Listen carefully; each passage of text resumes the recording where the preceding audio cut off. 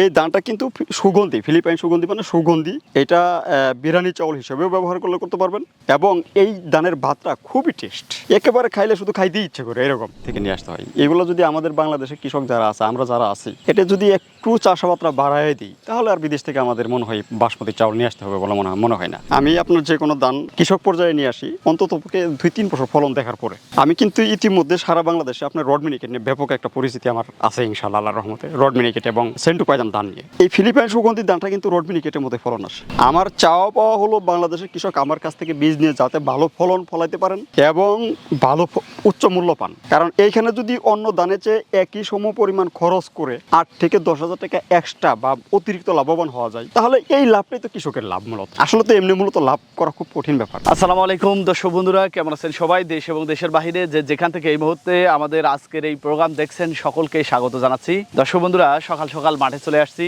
সবুজ শ্যামল আমাদের দেশের মাঠগুলো শস্যে পরিপূর্ণ। এখন দর্শক বন্ধুরা, বড় মৌসুমে আমরা ধান ক্ষেতের পাশে দাঁড়িয়ে কথা বলছি। এটি হচ্ছে ফিলিপাইন সুগন্ধি জাতের একটি ধান।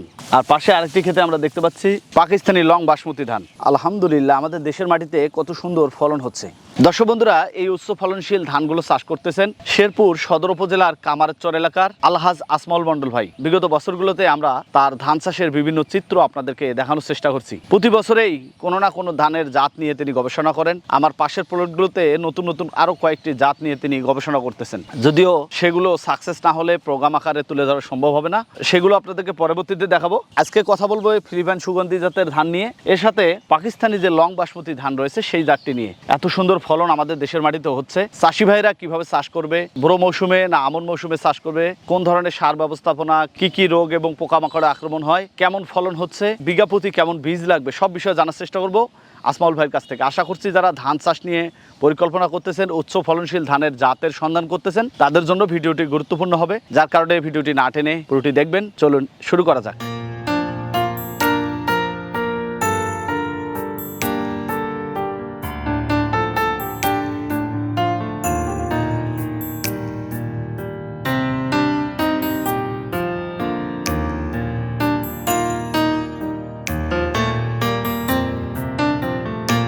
আসসালামু আলাইকুম। ওয়ালাইকুম সালাম। কেমন আছেন ভাই? আলহামদুলিল্লাহ, আপনি কেমন আছেন? আলহামদুলিল্লাহ, খুবই ভালো আছি মাশাআল্লাহ। ফলন তো খুবই চমৎকার হয়েছে। এই ধান দেখে মনটা ভরে গেল।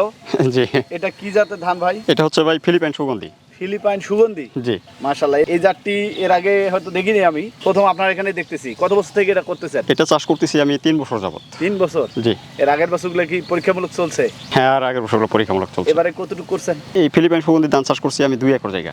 2 একর? জি। এই মাঠটা পুরোটাই নাকি এটা? হ্যাঁ, এই মাঠটা পুরোটাই, এটা ছাড়া আরও আছে। খুবই চমৎকার ধান হয়েছে ইনশাল্লাহ। এটা সবচেয়ে বড় জিনিস হলো, আমি আপনার যে কোনো ধান কৃষক পর্যায়ে নিয়ে আসি অন্তত 2-3 বছর ফলন দেখার পরে। আমি কিন্তু ইতিমধ্যে সারা বাংলাদেশে আপনার রড মিনিকেট নিয়ে ব্যাপক একটা পরিস্থিতি আমার আছে ইনশাল্লাহ, আল্লাহর রহমতে। রড মিনিকেট এবং সেন্টু পাইদাম ধান নিয়ে এই ফিলিপাইন সুগন্ধির ধানটা কিন্তু রড মিনিকেটের মধ্যে ফলন আসে। এটা আপনার 33 শতকে বিঘায় 28 থেকে 38 মণ, অর্থাৎ প্রতি শতকে 40 থেকে 45 কেজি আসে। কিন্তু আপনি এই ধানটা চাষ করলে রড মিনিকেটের চেয়ে লাভবান বেশি হতে পারবেন। এর কারণ হলো, এই ধানটা কিন্তু সুগন্ধি, ফিলিপাইন সুগন্ধি মানে সুগন্ধি। এটা বিরিয়ানি চাউল হিসেবেও ব্যবহার করতে পারবেন এবং এই ধানের ভাতটা খুবই টেস্ট, একেবারে খাইলে শুধু খাইতেই ইচ্ছে করে, এরকম। ফিলিপাইন সুগন্ধি ধানটা আপনি কাটারির মতো, কাটারি ধানের মতো। আমরা কিন্তু জানি যে কাটারি ধানের দামটা অন্যান্য ধানের চেয়ে 2 থেকে 300 টাকা মন প্রতি বেশি থাকে। আপনি সেই হিসাবে এই ধানটা ফলনও পাচ্ছেন বেশি এবং দাম পাচ্ছেন অন্যান্য ধানের চেয়ে 2 থেকে 300 টাকা বেশি। সেই ক্ষেত্রে এই ধানটা চাষ করলে অন্যান্য ধানের চেয়ে 8 থেকে 10,000 টাকা এক্সট্রা লাভবান হওয়া যাবে।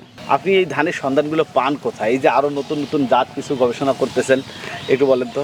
আমার আসলে একটাই উদ্দেশ্য, বাংলাদেশের কৃষক চাষাবাদ করে, ধান চাষ, বিশেষ করে ধান চাষাবাদ করে বেশি একটা লাভবান হতে পারেন না। আমার চাওয়া পাওয়া হলো বাংলাদেশের কৃষক আমার কাছ থেকে বীজ নিয়ে যাতে ভালো ফলন ফলাইতে পারেন এবং ভালো উচ্চ মূল্য পান। কারণ এইখানে যদি অন্য ধানের চেয়ে একই সম পরিমাণ খরচ করে 8 থেকে 10,000 টাকা এক্সট্রা বা অতিরিক্ত লাভবান হওয়া যায়, তাহলে এই লাভটাই তো কৃষকের লাভ। মূলত আসলে তো এমনি মূলত লাভ করা খুব কঠিন ব্যাপার। সেই চিন্তাধারা থেকে আমি নতুন নতুন জাতগুলো সংগ্রহ করি এবং সারা বাংলাদেশের কৃষকের মাঝে এটা ছড়ায় ছিটে দেওয়ার পরিকল্পনা করি।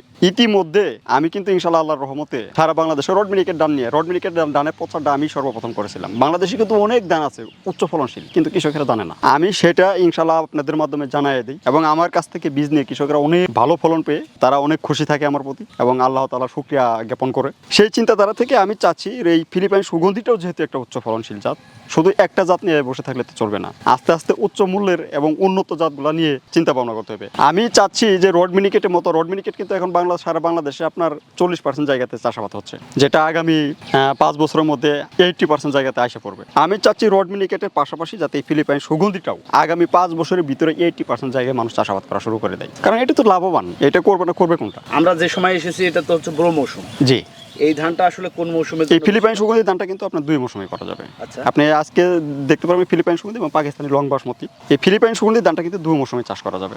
তবে এটা বুড়োতে ফলন আসে 33 শতকে বিঘায় 28 থেকে 38 মণ, অর্থাৎ প্রতি শতকে 40 থেকে 45 কেজি। আর এটা আমনে ফলন আসে প্রতি 33 শতকে বিঘায় 20 থেকে 25 মণ। তবে এটা আমনে করতে চাইলে চারাটা রোপণ করতে হবে 20 থেকে 25 দিনের চারা, তখন চারার বয়সটা একটু আমনে অল্প দিনেই আসে পড়ে, যার কারণে চারা বয়সটা কম সময়ে লাগাইতে হবে। এমনিতে সার ব্যবস্থাপনা, এটা সার ব্যবস্থাপনা অন্য যে হাইব্রিড ধানগুলো আছে, হাইব্রিড ধানের সম পরিমাণ করে করলেই হয়ে যাবে। আরেকটা বিষয় হলো, এই ধানে কিন্তু খুব গুরুত্বপূর্ণ একটা বৈশিষ্ট্য হলো, আপনার অন্যান্য ধানের চিটা থাকে, কিন্তু এই ধানটা একেবারে ধানের শীষের গোড়া থেকে আগা অবধি পর্যন্ত পুষ্ট দানা, কোনো প্রকার চিটা নাই, চিটা হয় না, একদম চিটাবিহীন ধান। এবং এই ধানটার ব্যাপক পাশ কাটি আসে। আপনি যদি 1 থেকে 2টা করে চারা দিয়েও রোপণ করেন, তাও এই ধানের 30 থেকে 35টা পর্যন্ত পাশ কাটি আসে। এটার ব্যাপক পাশ কাটি আসে এবং এই ধানের গাছটা এতটাই শক্তিশালী, আপনার ঘূর্ণিঝড়ও যদি হয় তাও শুয়ে পড়ার সম্ভাবনা একেবারেই কম, মানে শুয়ে পড়বে না বললেই চলে। এটা আপনার সারি থেকে সারি দূরত্ব দিতে হবে 8 ইঞ্চি, সারির ভিতরে 6 ইঞ্চি, প্রত্যেক গুছিতে 1 থেকে 2টা করে চারা দিয়ে রোপণ করতে হবে। এবং সার ব্যবস্থাপনাটা অন্য হাইব্রিড ধানের যেরকম সার দেয় ওই রকম সার দিলেই হয়ে যাবে। এটা হচ্ছে চাষাবাদ ব্যবস্থাপনা। এবং বাংলাদেশের কৃষক যারা আছেন, আমি আশা রাখবো, যেহেতু আমরা চাষ করি নিজে খাবার জন্য এবং ওইখান থেকে কিছু অবশিষ্ট থাকে যেগুলো বেচা বিক্রি করে সারা বছরে চলি, তাই আমরা যে ধানটা চাষাবাদ করলে বেশি লাভবান হতে পারবো, মানে একই খরচে এক্সট্রা লাভবান হওয়া যাবে, এরকম ধানই আমাদের চাষাবাদ করা উচিত। তাই আমি বাংলাদেশের কৃষক যারা আছে এদেরকে পরামর্শ দিব যে আপনারা এই ফিলিপাইন ধানটাও সেই হিসাবে নিঃসন্দেহে নিশ্চিন্তায় চাষাবাদ করতে পারেন আপনারা। চলেন ওই জমিটা একটু দেখি, ওটাতে কেমন ধান হয়েছে। জি চলেন। আসমাল ভাই, এই জমিগুলো আপনারই তাই না? জি, এগুলো আমাদেরই। প্রজাতির ধান হচ্ছে? হ্যাঁ, বিভিন্ন প্রজাতির ধান এগুলো, এক একটা এক এক ধরনের ধান তাই না? জি জি জি। এই যে পাশে ওটা কি ক্ষেত? এটা হচ্ছে আপনার পাকিস্তানি অরিজিনাল লং বাসমতি, যেটা আমরা পাকিস্তান থেকে প্যাকেটের যে বাসমতি চাউলগুলো পাই, 1 কেজি চাউলে আপনার 480 টাকা, ওই বাসমতি এটা। তাই? জি। এটা সন্ধান পেলেন কোথা থেকে সংগ্রহ করলেন? এটা আসলে আমার তো এই কাজই হচ্ছে এইগুলা নিয়ে চিন্তা ভাবনা। আচ্ছা। চিন্তা ভাবনা করতে করতে আসলে আল্লাহ তালাই এইগুলো আমাকে মিলাই দেয়, কোনো না কোনো ভাবে হয়ে যায় আর কি। এক একটা প্রায় 1 ইঞ্চির মতো। একটা করে ধান দেখেন, প্রায় 1 ইঞ্চি হবে না, হাফ ইঞ্চি করে হবে আর কি একটা করে ধান। জি। এটা আবার কতটুকু লাগিয়েছেন? এটা লাগাইছি আছে মোটামুটি 50 শতকের মতো। না, ভালো ফলন দেখা যাচ্ছে। জি। এটা কি আমনে হয় না বড়তে ভালো হয়? এটা আমন বড় 2 সিজনই হয়। এই তো গাছের উচ্চতাও অনেক খাটো দেখতে পাচ্ছি। হ্যাঁ, গাছের উচ্চতা একটু খাটো এটা। এই যে আপনি তো অনেক জাতের ধান করেন, পাকিস্তানি লং বাসমতি, এটা আমাদের দেশে কি চাষ হবে? সম্ভাবনা কি দেখা যাচ্ছে? হ্যাঁ হ্যাঁ, এটা আমাদের দেশে হবে। আমাদের দেশে কিন্তু পাকিস্তানি লং বাসমতি অনেক প্রজাতি আছে। তবে আমিও কিন্তু দীর্ঘদিন যাবত আপনার এই কাজ করে আসতেছি ধান নিয়ে। অনেক দিন থেকে পাকিস্তানি অরিজিনাল, একেবারে অরিজিনাল, যেটা আমরা এই যে এত বড় বড় ভাত দেখতে পাই, এটা খুঁজতেছি, পাই না। কিন্তু এইবার ইনশাআল্লাহ আল্লাহ তাআলার রহমতে এই ধানটা আমি পেয়ে গেছি। এটা একেবারে পাকিস্তানি অরিজিনাল গ্রানযুক্ত যে বাসমতি, এই বাসমতিটা। এটা ফলন তো ভালো হয়েছে। এটা হারভেস্ট করবেন কবে? এটা হারভেস্ট করে ফেলবো, তাই না? জি। তো এটার ফলন কেমন? এটার কি কি বৈশিষ্ট্য? এটা বুড়ো সিজনে আপনার 33 শতকে বিঘায় 20 থেকে 22 মনের মতো ফলন আসবে। আমন সিজনে এটি 33 শতকে বিঘায় 15-16 মনের মতো আসবে। এটা কি ঢালাও ভাবে চাষিরা চাষ করতে পারে না শৌখিন উদ্যোক্তারা এটা সিলেক্ট করতে পারে? এটা ডালাও ভাবে করলেও করতে পারে, আর যারা শৌখিন উদ্যোক্তা আছে এরা তো বিশেষ করে অনেকেই শৌখিন লোক আছে যে আমি সারা বছর বাসমতি চাউল কিনে না খাই, অল্প করে একটু করে আমি নিজেই উৎপাদন করে খাবো, তারাও করতে পারে। এটা 2 ভাবে করা যেতে পারে, সমস্যা নেই। এই যে নতুন নতুন জাতগুলো আপনি নিয়ে আসতেছেন, আরো অনেক জাত গবেষণা করতেছেন, এতে করে তো আমার মনে হয় যে আমাদের দেশে এসব সম্প্রসারণ হলে অনেকটা দেশের অর্থনীতি একটা। হ্যাঁ হ্যাঁ, আমাদের তো বাহির থেকে বাসমতি চাউলটা বাহির থেকে নিয়ে আসতে হয়। এগুলো যদি আমাদের বাংলাদেশের কৃষক যারা আছে, আমরা যারা আছি,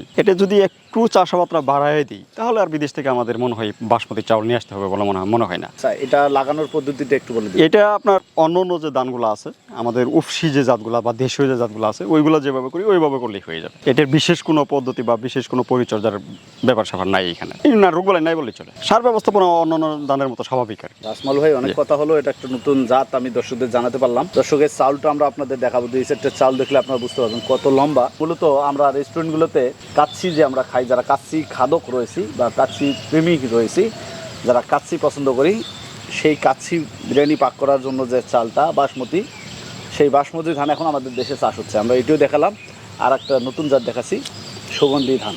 তো আসমাল ভাই, আপনাকে অসংখ্য ধন্যবাদ, সময় দিলেন। আরও অনেক জাত রয়েছে, সেগুলো নিয়েও পর্যায়ক্রমে কথা হবে। জি, সে পর্যন্ত ভালো থাকবেন। ধন্যবাদ আপনাকে। আসসালামু আলাইকুম। ওয়ালাইকুম আসসালাম।